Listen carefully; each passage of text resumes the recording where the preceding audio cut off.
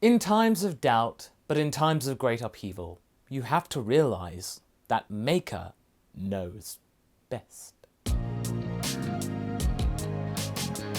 Hey guys, MasakoX here. This may not be an April Fool what if, so therefore it may seem odd to you that the scenario that we are talking about today would even exist in the first place. But actually, it is an idea that is pretty grounded in the grand scheme of things of Dragon Ball Super, simply on the basis that it was something that could have easily happened. Had a certain green man decided to put all of his efforts of his Zero plan into something more constructive instead of what we got in the original timeline.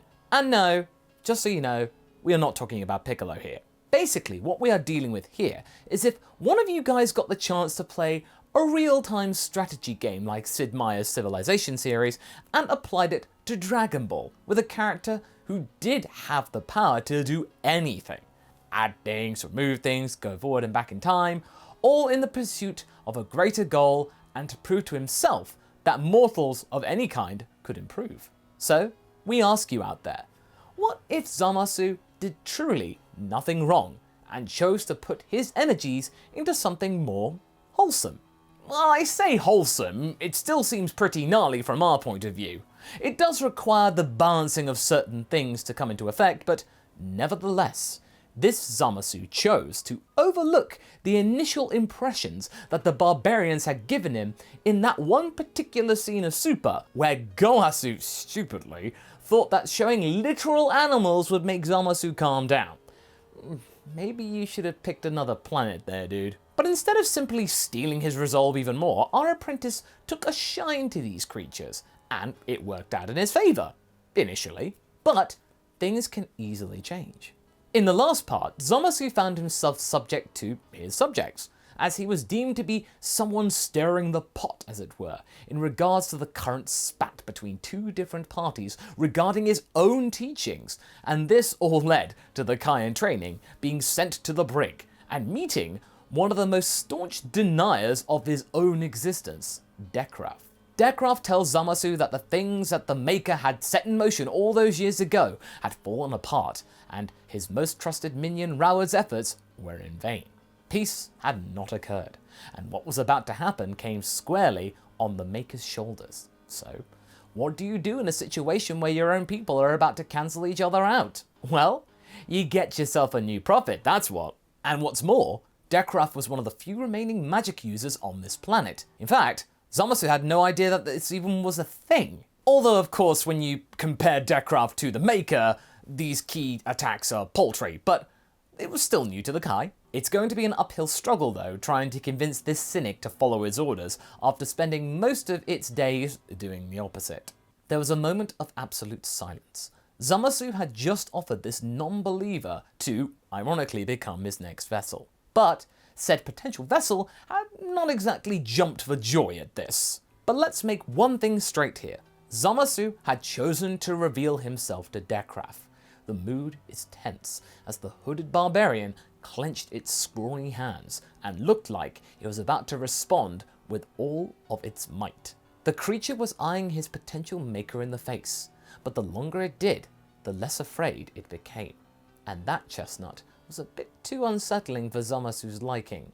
Supreme Kais and their apprentices dealt with absolutes, so to have all of this postulating and pontificating going on, as well as dawdling, was very unusual despite his previous exposure to barbarians. It was making him uncomfortable and especially impatient.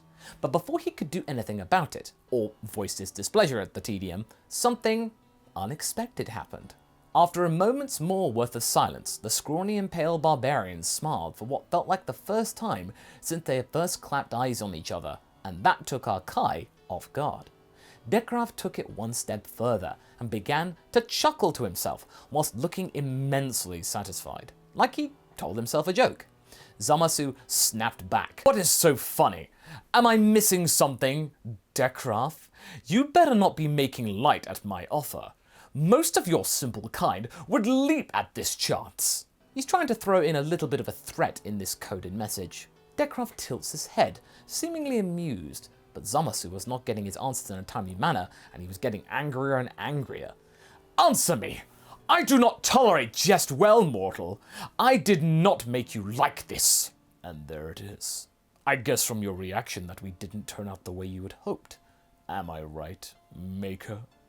Dekrav laughs louder, but Zamasu is thrown off guard even more so than before. What? What do you mean? He's trying to keep his cool, but failing miserably. The barbarian gestures around him, motioning the foliage around them and implying the conflict that's going on nearby. Everything is a colossal disappointment in your eyes.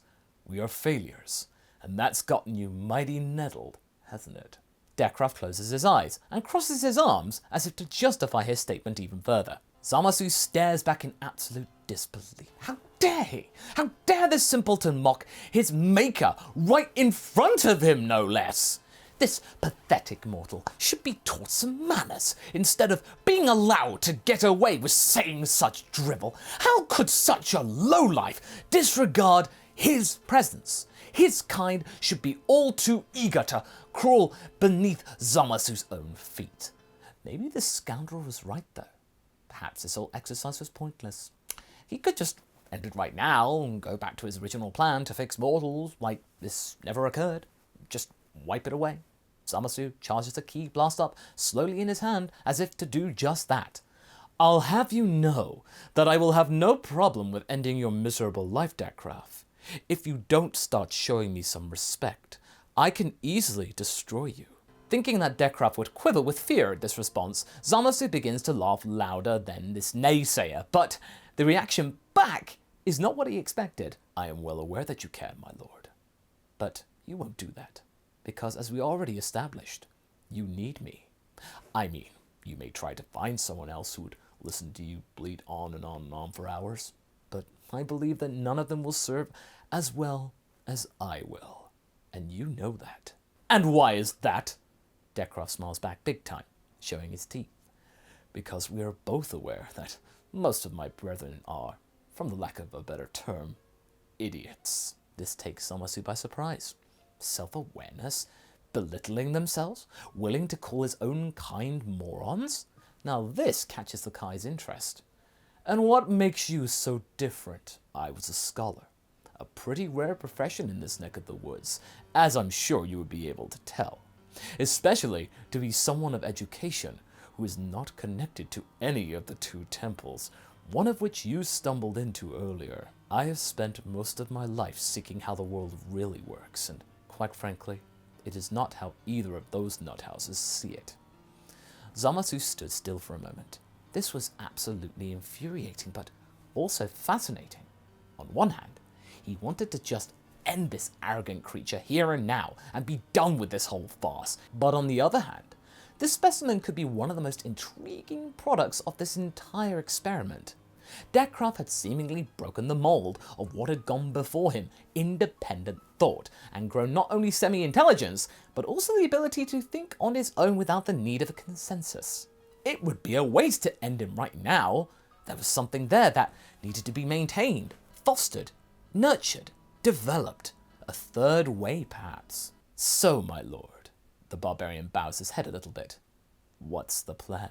Zamasu wasn't expecting this kind of indirect acceptance, but on the inside, he is grateful that he didn't have to end this person's life right now.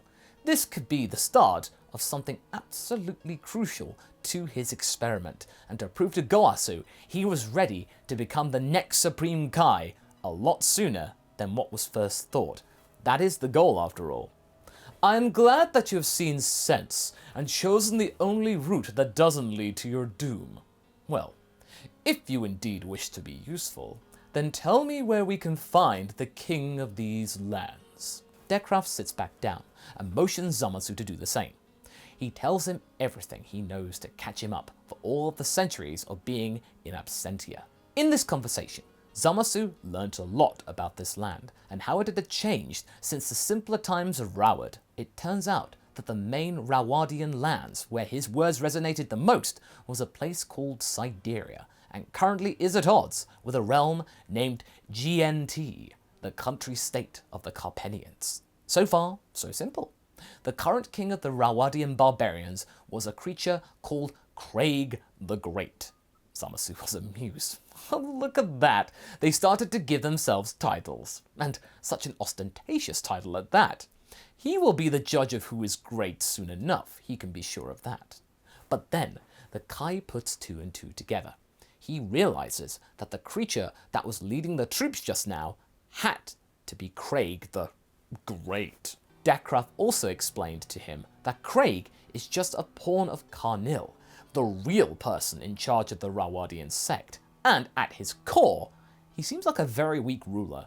Sure, he may have been a good figurehead in terms of a battle and a poster-like icon for the group, but deep down, he seemed to be just a puppet for the real people in charge of their destiny. Think Palpatine and Vader. This is excellent information to wield, and Zamasu knows just how to make good use of it.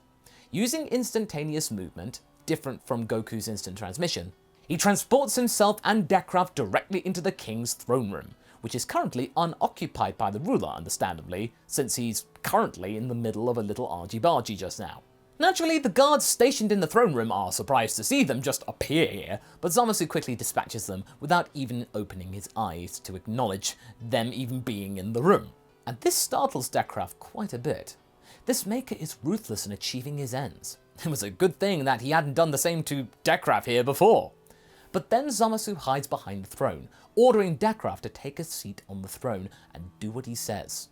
Dekrath hesitates a little bit, but does as he's told, as all will become clear soon enough. When Craig the Great returns with his escort after a successful battle, he is irritated and outraged to see a weakling in his throne. "Servant, are you out of your mind? Leave my throne immediately, and I may show you some mercy." Dekrath smirks and doesn't move. "Try to remove me then, your highness." This enrages Craig and is pleasing Zamasu from behind the chair. He's good, Zamasu thinks. A little too good. Craig sends his guards to deal with the intruder, but Zamasu is able to blast them all away from behind the throne, making it seem like Dekrath was the one doing the deed, which terrifies Craig greatly. You see what I did there? As he is about to escape, fearing for his own life, Dekrath stops him with a soft voice. Or rather, it's Zamasu doing the talking, using telekinesis and telepathy to make Dekrath float and talk in his stead. "Stay." Craig is slowly losing all of his composure. "Our maker is not happy with us." The prophet decide!" Craig mutters, being held over the ground and slowly pulled in Dekrath's direction. "That is right. I am the new prophet, not Carnil. I am telling you, your highness, that he immensely hates what you have done with the place." Dekrath shakes his head, motioning to the room around them and the world at large, acting like he personally was disappointed, getting way too comfortable in the throne for Zamasu's liking. Craig then calls for more help, but every servant or guard that was left in the crown room was either dealt with, or had escaped, or had not returned from the battle yet. Craig was on his own. "But we can regain his favor back, your highness." "We can?" Zamasu lets Craig go, which causes him to collapse clumsily to the floor. He used that small window of opportunity to appear before Craig personally. Seeing the maker right there in front of him, instead of just on pieces of paper or drawings, causes Craig to cower, begging Zamasu for forgiveness. What an irritating toady. Those brutes with clubs back in the day seem like an improvement in comparison. "Please stand up, my friend. You have work to do. I've been watching you for a very long time, and as my prophet has just so expertly stated, I'm not happy with the current state of affairs. I need you two to help me reunite my people." "You can just speak to Carnil and the Carpanian leader. I'm sure they will listen." Zamasu holds his hand up to silence the mewling faker. "As tempting as that may be, that would be too easy. I'd rather you guide your own people instead of asking me to do all the work for you. After all, the barbarians are the ones that have something to prove, not me. Or do you have a different opinion, Craig the Great? From this moment on, Dekrath will be my eyes and ears. I need you two to convince as many as you can that Carnil and the Carpinians are leading your people astray. And those who won't listen? Well, you are warriors after all. And as much as I want to get rid of your violent nature, it is something that needs to be undertaken one step at a time, I suppose. Unnecessary force was never my thing, but necessary force, however. Dekrav bows politely before Zamasu. We will not fail you, my lord. Zamasu glares at his new sidekick. Of course you won't. And with that, the barbarians started preparation for the great unification conflict. Zamasu was watching them from behind the scenes, giving Dekrav everything that he needs to know, good instructions. But the barbarian was a surprisingly good understudy. Some smaller kingdoms even believed his words without his benefactor needing to give him guidance. He was good on his own. Carnil, however, took this as a personal insult and sent some assassins to take care of the new prophet. Zamasu had to act quickly in order to save his protege. I can tell that this Carnil is a real bore already. You may talk the talk, my prophet, but you are lacking where it matters. Dekrav snarls back. You need to teach me how to defend myself! You dare to tell me what to do? Is it not enough that I made you a prophet? More important that you ever become on your own? No, but I don't think you want to babysit me, my lord. And you seem to be familiar with my inert powers. Giving me some training will only benefit you. You can leave me to do what you desire and get on with whatever it is that you do. Now that, Zamasu was able to see some logic in that. Besides, his prophet could impress those people better with some proper key blasts going for him, and a means of making people do what they want, and so he agrees to train him. But the road to strength is going to be long and a rocky one at that, as Dekrav wasn't really born to be an absolute fighter, and he lacks the natural talents of characters like Goku. But that's where we're going to be leaving things for right now. So what do you guys think? Do you think this will lead to the end of Zamasu's experiment? Might this backfire and instead lead to something akin to Goku's intervention with the Kai? Leave a comment below and let's get this discussion going. And I shall see you in the next video. Catch you later!